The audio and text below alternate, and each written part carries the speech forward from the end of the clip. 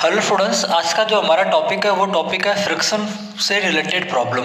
तो ये टॉपिक काफ़ी इंपॉर्टेंट है और मैं आपको यहाँ पे कुछ प्रॉब्लम सॉल्व कराऊंगा। तो इसके 1 या 2 लेक्चर होंगे आपके पास फ्रिक्शन फोर्स से रिलेटेड प्रॉब्लम्स को कैसे सॉल्व किया जाता है। तो देखो, पहला सवाल आपके पास कुछ इस तरह से है। एक 6 kg का ब्लॉक है और एक 8 kg का ब्लॉक है। इस 8 kg वाले ब्लॉक पे F एक्ट है 60 न्यूटन का और यहाँ का जो फ्रिक्शन कोफिशिएंट है वो है 0.5 और 0.5। तो सवाल ये है कि find out acceleration and tension. आपको दोनों ब्लॉक्स का क्या करना है, एक्सेलरेशन फाइंड करना है और टेंशन फोर्स फाइंड करना है। जितने यहाँ पे जो टेंशन फोर्स है वो फाइंड करना है और प्रत्येक ब्लॉक का एक्सेलरेशन आपको फाइंड करना है। तो ए और टी आपको फाइंड करना है। ये पहला सवाल आपके पास है। यहाँ पे म्यू के बारे में कुछ नहीं दिया गया है। जब म्यू के बारे में कुछ नहीं दिया गया हो तो मान के चलना है कि यही स्टैटिक फ्रिक्शन कोफिशिएंट है और यही काइनेटिक फ्रिक्शन कोफिशिएंट है जब आपको म्यू के बारे में कुछ ना दिया गया हो।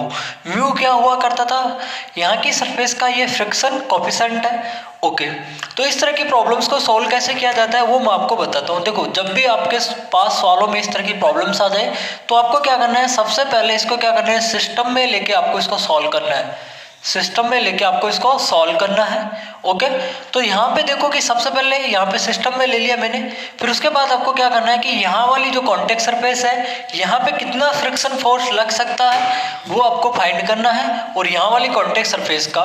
तो इस सवाल को यहाँ पे देखो कि 6 kg वाला जो ब्लॉक है उसके ऊपर लगेगा नॉर्मल यहाँ वाली कॉन्टेक्ट सरफेस की वजह से और खुद के वेट के कारण लगेगा mg। मुझे फ्रिक्शन फोर्स फाइंड करना है, वो होगा म्यू इंटू एन जो लग सकता है यहाँ पे मैक्सिमम म्यू इंटू एन लग सकता है यहाँ पे। तो म्यू का वैल्यू कितना है यहाँ पे 0.5 और एन का वैल्यू, ये वाला ब्लॉक ऊपर नीचे कोई मोशन नहीं कर रहा है तो एन का वैल्यू यहाँ पे mg के इक्वल होगा, 60 के इक्वल होगा तो 30 न्यूटन। इसी तरह मैं बोल सकता हूँ कि यहाँ का जो फ्रिक्शन फोर्स लग सकता है वह कितना लग सकता है, यहाँ पे 40 न्यूटन का लग सकता है म्यू इंटू एन से। तो यहाँ पे 40 न्यूटन का लग सकता है। अब देखो सवाल में, इस सवाल को कैसे सॉल्व करना है वो देखो आप। म्यू का दे रखा है 0.5। अब मान लो कि यहाँ पे जो फ्रिक्शन टोटल यहाँ पे 30 न्यूटन का है और यहाँ पे 40 न्यूटन का, तो टोटल फ्रिक्शन फोर्स यहाँ पे कितना है 70 न्यूटन का और यहाँ पे एक्ट है इस पूरे बॉडी पे कितना एक्ट है 60 न्यूटन का फोर्स। क्या ये 60 न्यूटन का फोर्स यहाँ पे लगने वाले जो फ्रिक्शन फोर्स है 30 और 40 को क्रॉस कर रहा है, नहीं कर रहा।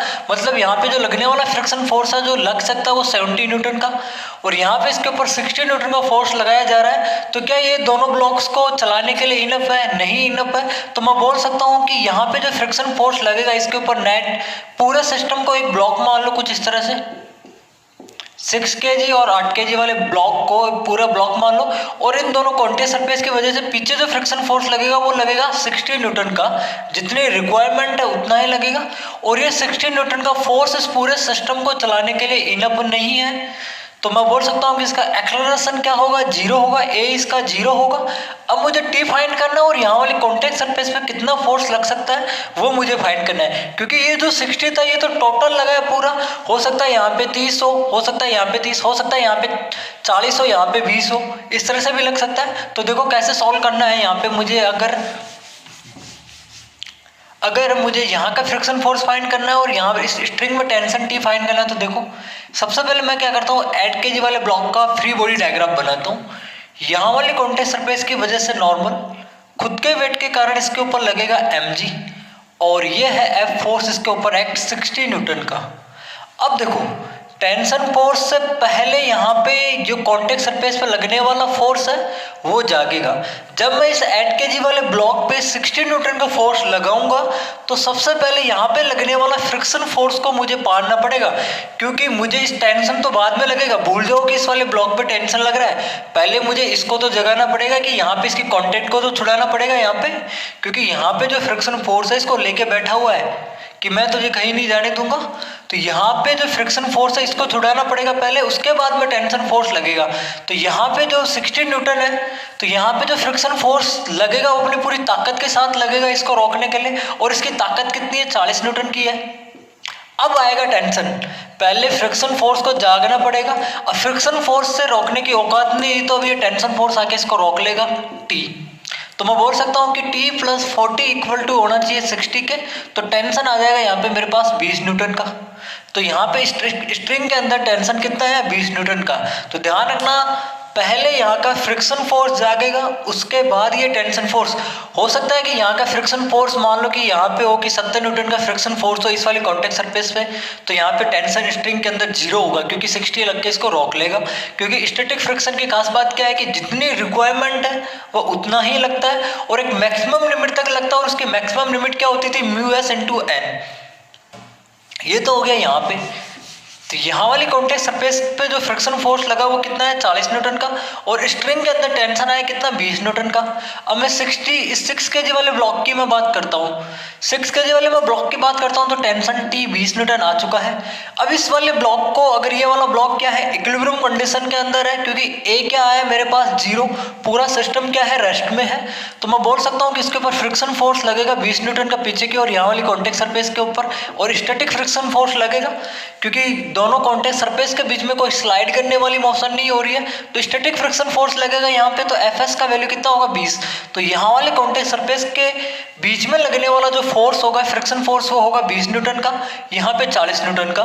कुछ लोग क्या करते हैं वो मैं बताता हूँ आपको, वो डायरेक्टली क्या करते हैं कि 6 kg वाले ब्लॉक को देखते हैं और यहाँ पे टेंशन T, अगर ये इक्विलिब्रियम के अंदर है तो यहाँ पे वो फ्रिक्शन को कर देता है कि 30, तो यहाँ पे लगने वाला 30 है तो T = 30 न्यूटन हो गया। अब यहाँ पे T का वैल्यू 30 न्यूटन आ गया, तो फ्रिक्शन का वैल्यू कितना आ गया यहाँ पे 30 न्यूटन और इधर 60 न्यूटन, बैलेंस होने के लिए 30 लगेगा। तो ये तरीका गलत है। क्यों? क्योंकि पहले फ्रिक्शन फोर्स अपनी पूरी औकात दिखाएगा इसको रोकने के लिए, उसके बाद बाकी अदर फोर्स आएंगे, ये वाला तो बाद में आएगा। मान लो कि अगर यहाँ पे 40 न्यूटन का मैं लगाया तो ये 40 न्यूटन वाले को इसको रोक लेगा, इसको लगाने की जरूरत ही नहीं है, टेंशन को लगने की जरूरत ही नहीं है इस वाले ब्लॉक को चलाने के लिए, इस वाले ब्लॉक को रोकने के लिए। कि मान लो कि अगर मैं यहाँ पे 40 न्यूटन का फोर्स एक्ट करता हूँ तो यहाँ पे जो 8 kg वाले पे ब्लॉक पे लगने वाला जो 40 न्यूटन का फोर्स है ये इसको रोक लेगा, फिर यहाँ पे टेंशन 0 होगा। तो इस टेंशन को देने की जरूरत ही नहीं है कि मैं इसको रोकने की कोशिश करूँ, तो पहले यहाँ पे फ्रिक्शन फोर्स लगेगा अपनी पूरी ताकत के साथ, उसके बाद टेंशन फोर्स का नंबर आएगा। तो ये जरूर ध्यान रखना अपने दिमाग में, जो काम का पॉइंट था। अब अगला सवाल देखो, काफ़ी अच्छा है, और इस तरह की 3 प्रॉब्लम्स मैंने आपको बताई है कि जब भी आपके पास इस तरह की प्रॉब्लम्स आ जाए तो सॉल्व कैसे करते हैं वो मेथड देखो। तो ध्यान से देखना, पहले सवाल देखो क्या है। 10 kg का एक ब्लॉक है, ओके, और एक ब्लॉक है आपके पास 8 kg का ब्लॉक। ये स्ट्रिंग है, आइडियल स्ट्रिंग है, और ये जो पुली है वो फ्रिक्शनलेस है। यहाँ की जो सरफेस है यहाँ का म्यू दे रखा है 0.6, म्यू कितना दे रखा है 0.6। जब म्यू के बारे में कुछ ना बोला जाए तो मान के चलना है कि यही काइनेटिक फ्रिक्शन कोफिशिएंट है और यही स्टैटिक फ्रिक्शन कोफिशिएंट है। तो सवाल आपके पास ये है कि जैसे ही इसको रिलीज कर दिया जाता है, अभी इनिशियल कंडीशन में कुछ इस तरह से था, रेस्ट में था, जैसे इसको रिलीज कर दिया जाता है तो प्रत्येक ब्लॉक का एक्सेलरेशन बताना है आपको और स्ट्रिंग के अंदर टी बताना है। तो देखो किस तरह से करना है इस सवाल को। देखो जब भी इस तरह के सवाल आता है तो सबसे पहले आपको क्या करना है कि यहाँ वाली जो कॉन्टेक्ट सरफेस है उसके ऊपर कितना फ्रिक्शन फोर्स लग सकता है वो देख लो। यहाँ पे मैं बोल सकता हूँ कि 10 kg का जब मैं फ्री बॉडी डायग्राम बनाऊंगा तो यहाँ वाली कॉन्टेक्ट सरफेस की वजह से नॉर्मल, खुद के वेट के कारण mg, तो n का वैल्यू आएगा mg के इक्वल। और यहाँ पे जो फ्रिक्शन फोर्स लग सकता है वो कितना लग सकता है, यहाँ पे mu into N, 0.6 into N का वैल्यू कितना है mg के इक्वल, तो 60 न्यूटन का यहाँ पे लग सकता है। यहाँ पे कितना है 60 न्यूटन का। इतना काम करना है, पहले तो आपको यहाँ का फ्रिक्शन फोर्स फाइंड करना है। अब क्या करना है, आपको सरफेस को क्या मानना है, स्मूथ मानना है। पहला मेथड क्या है, यहाँ का फ्रिक्शन फोर्स फाइंड कर लिया। अब क्या मानना है कि आपको सरफेस को स्मूथ मानना है। मान लो कि जब ये सरफेस स्मूथ होगी और ये रेस्ट में था, जब ये रेस्ट में था और सरफेस स्मूथ थी तो यहाँ पे जो टेंशन होगा वो कितना होगा 80 न्यूटन का। टी टी टी यहाँ पे भी टी होगा और यहाँ पे भी टी होगा। आइडियल स्ट्रिंग का हर एक पॉइंट पे टेंशन क्या होता है, सेम होता है। तो मैं बोल सकता हूँ कि यहाँ पे जब ये रेस्ट में था तो यहाँ पे लगने वाला टेंशन फोर्स कितना था 80 न्यूटन का था। अब यहाँ पे जो फ्रिक्शन फोर्स लग सकता है वो कितना है 60 न्यूटन का है। अब जैसे ही रेस्ट से इसको छोड़ दिया गया तो अचानक यहाँ पे फ्रिक्शन फोर्स आ जाएगा। भाई मेरे को तो कंसीडर करो, तो अचानक फ्रिक्शन फोर्स आ जाएगा तो यहाँ से देखो जैसे इसको रिलीज कर दूंगा तो इसके ऊपर टेंशन टी लगेगा, इसके ऊपर टेंशन टी लगेगा। तो इस टेंशन टी की वजह से ये क्या करना शुरू कर देगा, मूव करना स्टार्ट कर देगा, क्योंकि इसके ऊपर फोर्स एक्ट है। और फोर्स एक्ट है, जैसे इसको छोड़ दूंगा मैं तो ये क्या करेगा, मूव करना स्टार्ट कर देगा इस टेंशन टी की वजह से। जैसे मूव करना स्टार्ट करेगा तो ऐसे समझो कि यहाँ पे फ्रिक्शन फोर्स आ गया वापस। क्योंकि मैंने सरफेस को स्मूथ माना। सरफेस को स्मूथ मानने के बाद मुझे ये पता चला कि ये वाला ब्लॉक इधर की तरफ जाना चाह रहा है। यहाँ से मुझे फ्रिक्शन फोर्स के लगने की डायरेक्शन पता चलेगी कि ये वाला ब्लॉक इधर की तरफ मूव करना चाह रहा है, तो इसके ऊपर फ्रिक्शन फोर्स लगना शुरू हो जाएगा। और वो कितना न्यूटन का लग सकता है? 60 न्यूटन का। क्या इस 60 न्यूटन की औकात है इस 80 न्यूटन को रोकने की? नहीं है, नहीं रोक पाएगा। तो यहाँ पे काइनेटिक फ्रिक्शन फोर्स लगेगा। तो अब यहाँ पे देखो, समझ में आया मैं क्या बोलना चाह रहा हूँ? यहाँ पे लगेगा काइनेटिक फ्रिक्शन फोर्स इस वाले ब्लॉक पे एफ के। अब सवाल खत्म हो चुका है। ए एक्सेलरेशन इसका होगा, स्ट्रिंग कंस्टेंट मोशन से बोल सकता हूँ कि ए ही इसका एक्सेलरेशन होगा। तो यहाँ पे देखो मैं इक्वेशन लिख रहा हूँ। अब इक्वेशन लिख रहा हूँ 80 minus T equal to 8 into A. Equation number 1 इस वाले ब्लॉक के लिए। इसका फ्री बॉडी डायग्राम बनाओ। यहाँ वाले खुद के वेट के कारण mg लगेगा और टेंशन T लगेगा और नीचे की तरफ ये मूव कर रहा है। यहाँ से मुझे ये पता चला कि ये वाले ब्लॉक किधर की तरफ मूव करना चाह रहे हैं और फ्रिक्शन फोर्स की डायरेक्शन किधर की तरफ लगेगी वो मुझे यहाँ से पता चला। कॉन्सेप्ट क्या था? पहले सरफेस पे यहाँ पे लगने वाला फ्रिक्शन फोर्स फाइंड कर लो, फिर सरफेस को स्मूथ मानो। सरफेस को स्मूथ करने के बाद इसको रेस्ट से छोड़ दो। रेस्ट से छोड़ने पे आपको यहाँ पे पता करो कि मोशन किस तरह से होगा। मोशन पता चल गया आपको कि ये वाले ब्लॉक इधर की तरफ जाना चाह रहे हैं, तो यहाँ पे अचानक फ्रिक्शन फोर्स आ जाएगा। फ्रिक्शन फोर्स की औकात कितनी थी? 60 न्यूटन की। क्या इसको रोक पाएगा? नहीं रोक पाएगा। तो फ्रिक्शन फोर्स इसके ऊपर लगेगा इधर की तरफ अपोजिट डायरेक्शन में। और 10 kg वाले ब्लॉक का फ्री बॉडी डायग्राम बनाता हूँ मैं। तो T minus F K equal to 10 into A. Equation number 2। F K का वैल्यू मुझे पता है, काइनेटिक फ्रिक्शन फोर्स का वैल्यू होता है म्यू के इंटू एन। यही वैल्यू होता है काइनेटिक फ्रिक्शन फोर्स का वैल्यू, तो म्यू के इंटू एन।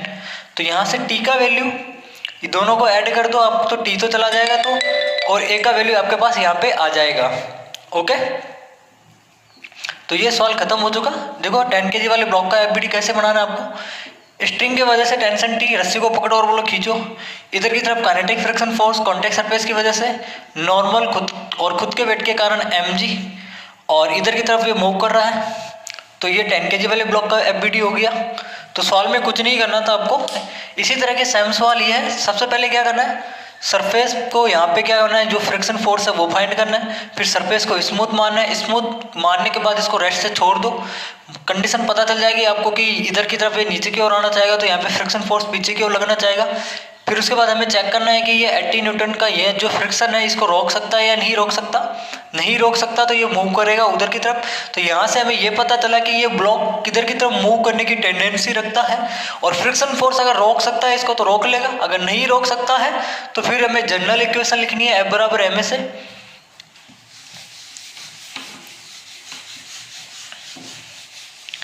अगला सवाल है हमारे पास कुछ इस तरह से। एक 2 kg का ब्लॉक है और एक 6 kg का ब्लॉक है। यहाँ का जो फ्रिक्शन कोफिशिएंट है वो है 0.5। जब म्यू के बारे में कुछ ना दिया गया हो तो मान के चलना है कि यही स्टैटिक फ्रिक्शन कोफिशिएंट है और यही काइनेटिक फ्रिक्शन कोफिशिएंट है। ये जो है वो फिक्स है और ये 10 kg का ब्लॉक है। आपको बताना है सॉल्व में कि प्रत्येक ब्लॉक का एक्सेलरेशन और टेंशन टी बताना है कि इन दोनों स्ट्रिंग में जो टेंशन टी होगा वो क्या होगा। दोनों स्ट्रिंग अलग अलग है तो यहाँ पे टेंशन अलग होगा इसके अंदर और इसके अंदर टेंशन अलग होगा। तो प्रत्येक ब्लॉक का ए बताना और आपको टी बताना है। तो देखो किस तरह से करना है इस सवाल को। मेथड सेम है। सबसे पहले आपको क्या करना है, यहाँ का फ्रिक्शन फोर्स फाइंड कर लो। यहाँ का जो फ्रिक्शन फोर्स है वो लग सकता है कितना, देखो 6 kg वाले का जब एफबीडी बनाता हूँ तो यहाँ वाली कॉन्टैक्ट सरफेस की वजह से नॉर्मल खुद के वेट के कारण mg, और जो फ्रिक्शन लग सकता है वो होता है म्यू इंटू एन होगा। जो मैक्सिमम फ्रिक्शन फोर्स यहाँ पे लग सकता है, क्योंकि हो सकता है अगर ये रेस्ट में हो तो स्टैटिक लगेगा, अगर ये मूव करा तो काइनेटिक लगेगा। लेकिन यहाँ पे मुझे जो फ्रिक्शन फोर्स लग सकता है वो मैं फाइंड कर लेता हूँ। म्यू का वैल्यू यहाँ पे है 0.5 और एन का वैल्यू है यहाँ पे 60 इंटू जी। ठीक है, 6 इंटू जी हो गया। तो यहाँ